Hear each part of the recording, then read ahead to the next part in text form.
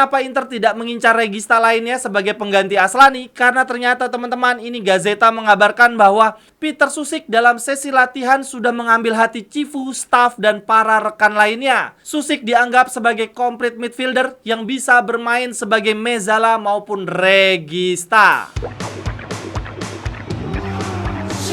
Jerewetan ceking kita, nyerewetin apa aja.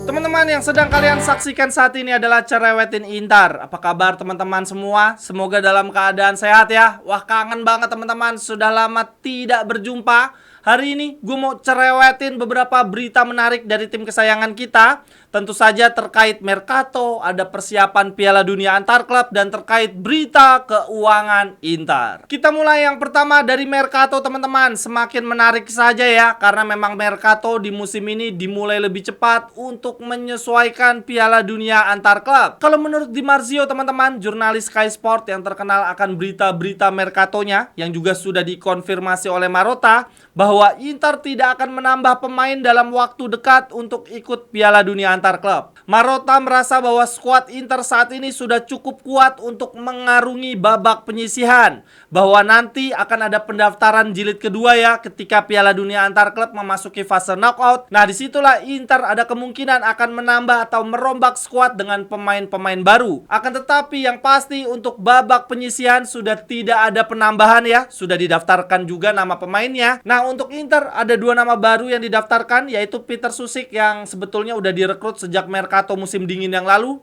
kemudian Luis Henrique yang direkrut dari Marseille. Kalau menurut La Gazzetta teman-teman, dikatakan bahwa dua pemain ini punya peluang besar menjadi pemain inti ya, langsung menjadi pemain andalan di Piala Dunia antar klub nanti. Karena di babak penyisihan nanti Inter ditinggal oleh banyak pemain ya. Untuk lini tengah Inter akan kehilangan Hakan Calhanoglu, sedangkan untuk pemain sayap kita pada kelelahan ya, Dumfries, Di Marco, dan juga Zelewski masing-masing baru saja pulang dari membela tim nasional, sehingga yang paling bugar adalah Luis Henrique dan dia bisa dimainkan di posisi kanan ataupun kiri. Nah, untuk Piala Dunia nanti teman-teman, yang paling mengkhawatirkan adalah lini depan ya. Inter sudah pasti kehilangan Arnautovic dan Korea yang kontraknya sudah habis, dan Inter belum juga merekrut striker yang baru. Sehingga sejauh ini sebetulnya Inter cuma punya 3 penyerang utama warisan musim lalu ya, yaitu Lautaro, Thuram, dan Taremi. Kemudian 2 penyerang berikutnya adalah penyerang muda yang kembali dari pinjaman, yaitu Esposito bersaudara. Nah, yang menyebalkan teman-teman, dari 5 penyerang yang dibawa ke Piala Dunia antar klub, 3 adalah penyerang senior, 2 adalah penyerang muda ya, yang relatif pengalamannya belum begitu banyak. Udah begitu teman-teman, salah satu penyerang mudanya, Pio Esposito, cedera. Ditambah lagi ada satu masalah lainnya teman-teman,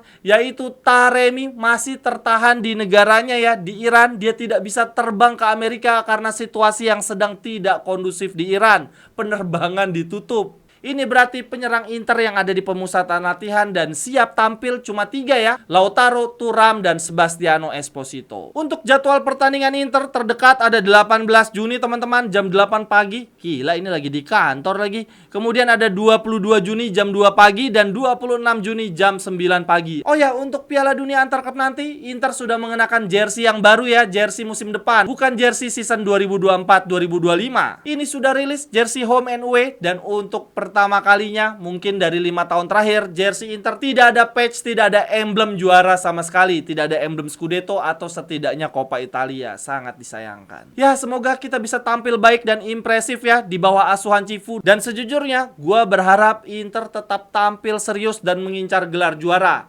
Walaupun banyak yang mengatakan, wah ini seharusnya para pemain libur, udah nggak usah serius-serius banget di Piala Dunia antar klub.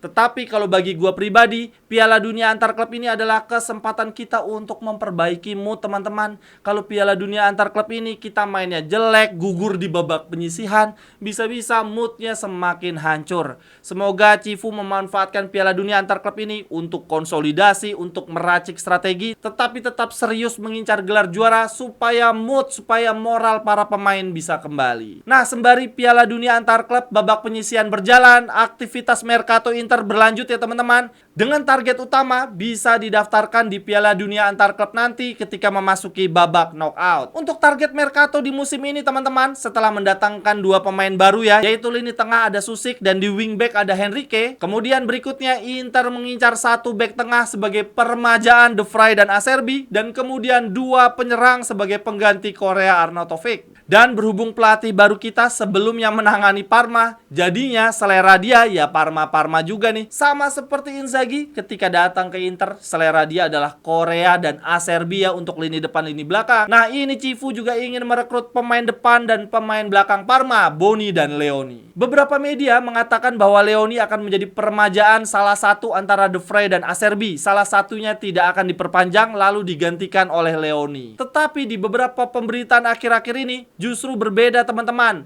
Leoni dikatakan akan datang ke Inter untuk menggantikan bek muda kita lainnya, Jan Bisek. Jadi Jan Bisek dijual, uangnya untuk membeli Leoni. Lalu De Vrij dan Acerbi tetap akan dipertahankan. Hal ini sebetulnya logis juga ya dilakukan oleh Inter, karena sepertinya Inter khawatir nih kalau lini pertahanan mereka, bek cadangan mereka diisi oleh 2 pemain muda sekaligus, yaitu Bisek dan Leoni. Jadi sepertinya Cifu lebih memilih Inter mengorbankan Bisek lalu kemudian mendatangkan Leoni yang diharapkan bisa lebih berkembang lagi ya dibandingkan Bisek di bawah arahan bimbingan De Vrij dan Acerbi. Kalau menurut teman-teman gimana? Lalu kemudian teman-teman untuk lini depan Inter mengincar Boni tanpa harus melepas 1 pemain pun ya, karena kita memang sudah kehilangan Arnautovic dan Korea. Nah kemudian untuk striker nomor 5 Inter, striker dengan tingkatan paling bawah sebagai penggantinya Korea, kemungkinan besar diisi oleh pemain muda Inter saat ini. Pilihannya antara Esposito bersaudara atau Valentin Carboni. Salah satunya akan dipertahankan di musim depan. Namun ada isu lainnya teman-teman, yaitu melepas Taremi ya, yang dianggap tidak tampil maksimal di musim lalu, dan kemudian uangnya dipakai untuk merekrut striker lainnya. Sejauh ini nama yang beredar ada Højlundnya MU ya teman-teman. Dan kemudian ini ada nama baru, penyerang Stuttgart usia 23 tahun, tingginya 1,98, anjir tinggi banget, yaitu Nick Woltamede. Tapi sekali lagi teman-teman, itu dengan asumsi Taremi dilepas. Kalau Taremi tidak berhasil dijual, berarti penyerang nomor 3 dan 4 Inter adalah Boni Taremi. Kemudian lanjut untuk lini tengah, ini berita Mercatonya mendebarkan sekali teman-teman. Sebelumnya Inter sudah berhasil mendatangkan Susic dan Henrique, tetapi tidak menutup kemungkinan Inter mendatangkan gelandang baru lainnya. Sebelumnya kalau Inzaghi bertahan, maka kemungkinan besar Inter akan melepas Fratesi dan mendatangkan gelandang baru. Tetapi berhubung Inzaghi pergi dan Gazzetta mengatakan bahwa Cifu baru saja ngomong sama Fratesi ya, meyakinkan bahwa dia akan mendapatkan role penting di Inter musim depan. Sehingga teman-teman, kalau Inter mau mendatangkan gelandang baru lainnya, maka harus mencari korban baru berikutnya untuk dijual. Nah, 2 nama yang sangat kencang beredar akan dilepas, yaitu Hakan Çalhanoğlu dan Aslani. Ya, untuk Aslani sih nggak kaget ya. Musim lalu dia memang menjadi pemain yang paling kita harapkan untuk dilepas. Tetapi Inter sedang kesulitan nih mencari klub baru bagi Aslani. Sejauh ini ada 1 tim yang sangat berminat pada Aslani, yaitu Fiorentina yang baru saja mendapatkan pelatih baru, Pioli. Nah, yang menarik justru nama berikutnya nih. Cifu kemungkinan besar akan merelakan melepas Hakan Çalhanoğlu. Dan Galatasaray saat ini sudah menjalin kontak ya, menawarkan gaji sebesar 10 juta. Kayaknya nggak bakal ditolak sih gaji sebesar itu oleh Hakan Çalhanoğlu ya, di usia dia yang sudah menginjak 32 tahun. Dan terlebih lagi Inter juga tidak akan menolak karena Galatasaray menawar dengan harga 30 juta. Ini uang yang sangat amat lumayan bagi Inter untuk merekrut regista baru. Akan tetapi teman-teman, menariknya ya, walaupun Inter ini berarti ditinggal oleh 2 registanya sekaligus, yaitu Çalhanoğlu dan Aslani. Nah, 2 gelandang berikutnya yang diincar oleh Inter bukan 2 regista baru nih, melainkan 1 regista dan 1 Mezzala. Kenapa Inter tidak mengincar regista lainnya sebagai pengganti Aslani? Karena ternyata teman-teman, ini Gazzetta mengabarkan bahwa Peter Susic dalam sesi latihan sudah mengambil hati Cifu, staff, dan para rekan lainnya. Susic dianggap sebagai complete midfielder yang bisa bermain sebagai Mezzala maupun regista. Ini berarti teman-teman, Inter cuma butuh 1 regista ya sebagai pengganti Çalhanoğlu. Lalu kemudian sebagai backupnya di musim depan, Inter masih punya Zelinski dan Peter Susic yang bisa bermain di posisi regista juga. Untuk 1 regista yang diincar oleh Inter menggantikan posisi Hakan Çalhanoğlu adalah Rovella dari Lazio teman-teman. Sebelumnya Inter erat dikaitkan dengan Ricci, regista dari Torino, tetapi akhir-akhir ini namanya menghilang.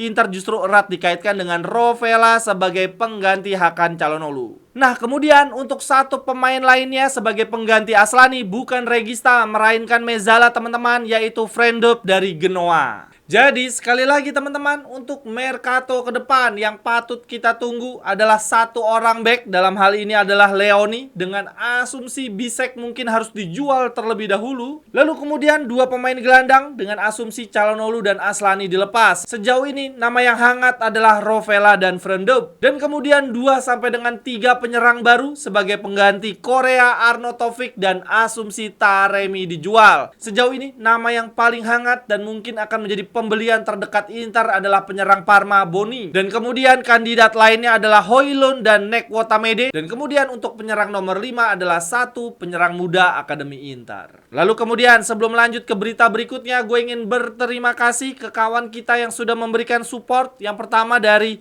Loeli Hakim nih, Instagramnya @loeli_hakim. Dia bilang begini teman-teman, buat Interisti di Indonesia, ayo move on dari kekalahan kita yang memalukan di final kemarin. Saat ini waktunya kita menatap Piala Dunia antar klub. Ibarat pers, saat ini Inter perlu tekanan mendorong kita untuk bisa melompat lebih jauh. Setidaknya kita berharap ada perombakan skuad di musim depan. Forza Inter, sukses selalu untuk cerewetin Inter. Terima kasih banyak bro. Silakan teman-teman di follow ya Instagramnya @loeli_hakim. Lalu kemudian yang berikutnya ada dari Interisti 20. Wah, ini menarik banget teman-teman. Dia bilang begini, bro coba collab sama Parma Indonesia. Tanya mereka tentang Cifu dan pemain inceran Boni dan Leoni. Nanti gua traktir kopi untuk kalian collab. Wah, boleh banget ini. Terima kasih banyak ke Interisti 20. Gua akan coba hubungi Parma Indonesia. Sekali lagi terima kasih banyak ya atas support dan idenya yang sangat brilian. Bagi teman-teman yang ingin mensupport cerewetin Inter, berarti musim depan adalah season keempat gue nih nyerewetin Inter bareng teman-teman semua. Silakan ya teman-teman dukung channel ini. Ada banyak cara, silakan dipilih saja. Terima kasih banyak. Kemudian lanjut berita yang berikutnya ada dari Finansial teman-teman. Ini media Calcio Finanza dan banyak media lainnya mengatakan bahwa Inter secara resmi mengumumkan akan melunasi utang sebesar 400 juta lebih cepat dari jatuh tempo teman-teman. Harusnya bayarnya di Februari 2027,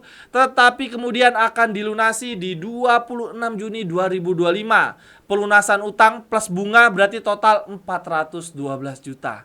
Ini kabar yang sangat amat bagus teman-teman. Ibaratnya nih kalau kita beli motor nyicil 3 tahun, ini 1 tahun saja langsung lunas. Ini berarti ya Oktri sebagai pemilik baru Inter, gue melihatnya mereka memang sangat serius membenahi sisi finansial kita teman-teman. Dengan tidak adanya hutang, tidak ada kewajiban membayar hutang ya. Berarti jelas sekali ke depannya kita punya keleluasaan memanfaatkan uang untuk keperluan lainnya. Salah satunya untuk Mercato. Namun kalau gua baca nih dari beberapa komen netizen ya, banyak yang mengkhawatirkan bahwa dengan rapinya sisi finansial Inter, ini bisa saja Oktri sedang mempersiapkan Inter untuk bisa dijual lebih mahal lagi kepada pihak lain. Padahal ya menurut gua ya udah nggak apa-apa, mau dipertahankan Oktri, mau dijual ke pihak lain, selama Inter dari sisi finansial beres, nggak punya hutang, ini adalah hal yang bagus untuk Inter. Setidaknya pendapatannya tidak lagi dipakai untuk membayar hutang siapapun pemiliknya. Kalau menurut teman-teman gimana? Silahkan tuliskan cerewetan teman-teman di kolom komentar. Terima kasih untuk yang sudah menyaksikan. Kritik, saran, ajakan kerjasama bisa hubungi gue di link yang ada di kolom deskripsi. Sampai ketemu di cerewetan-cerewetan berikutnya. Bye bye, thank you.